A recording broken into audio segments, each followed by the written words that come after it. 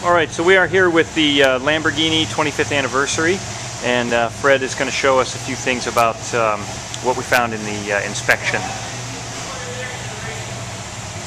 Alright.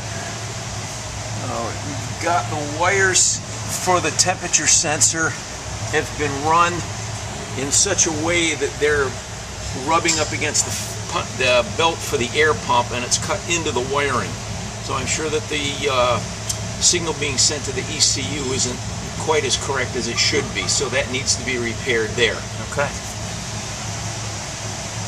Also, we've got, for the cat warm-up light, we've got some wires right over here that are bare copper that have been run in such a way and bolted down that they're actually touching, and I'm sure that during the car running, the vibration will cause them to bounce back and forth, touching each other on and off, which could be the problem with turning the light on intermittently.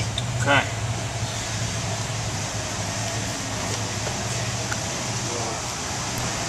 Okay, so now we are looking underneath the Lamborghini, and Fred's going to start from the back forward and show us a few things that we found.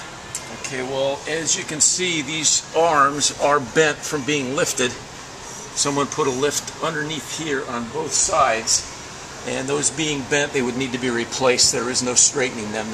That's part of the alignment procedure. Okay. And in doing that, they also bent these panels here, which is got the rocker panels on either side bent up. Our body shop guy says that these rivets can be taken out. He doesn't think any parts would need to be replaced. He could drop this part of these down and straighten them out and get them back to where they look like they're supposed to look. Okay. And we can see here where the engine is right down on this one cross member. Yeah. And on the opposite side of it, you can see where it's been beating against the rod for the emergency brake, and it's actually wearing the pan out.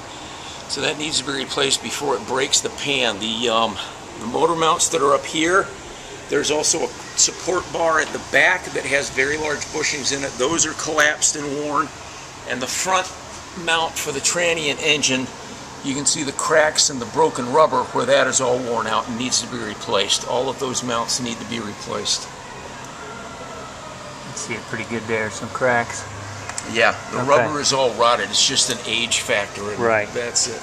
There's also, you can't really get a picture of it. The problem with the clutch cheddar is that the clutch is worn and it needs to be replaced. Okay. There is a large amount of metal flakes inside the bell housing. There's a possibility that the flywheel would have to be replaced too. We wouldn't know until we got into it and actually got to look at it to see if it was salvageable or not. Okay.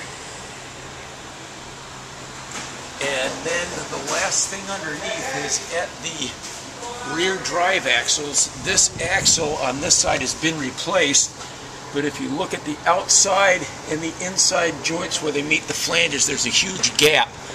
Well, if you look at the axle on this side that hasn't been replaced, there's a gasket that's supposed to be in there, a gasket seal that is missing from both of those, and that'll need to be replaced. Otherwise, all the CV grease is going to be thrown out of the CV joints, and it's going to damage the joints, and the axle will be no good again. You can see over here on the engine where some of the grease has been thrown out. Somebody has tried wiping it down, but there's new grease being thrown out, so that needs to be repaired before it damages the axle. Okay. And that's pretty much everything you can see from underneath. Okay, and then I know the other things, there were some diagnostic things such as the seat and yes, it was the seat would need to be taken apart to diagnose that for parts. There is an area around the water pump weep hole that is wet. I would recommend cleaning that thoroughly and driving it to see if it was just a matter of the car sitting for a while. The fog lamps are in op. Again, we need to get into finding out why. That takes diagnostic time. Okay.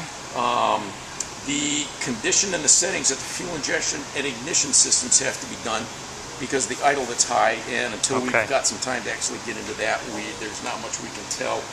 The noise in the fan for the heater is not a bearing noise. There is something that is physically in the heating system that is being pushed around by the air and is going to need to be retrieved from inside the heating system. And we will also need to find out why the vent for the left footwell will not open.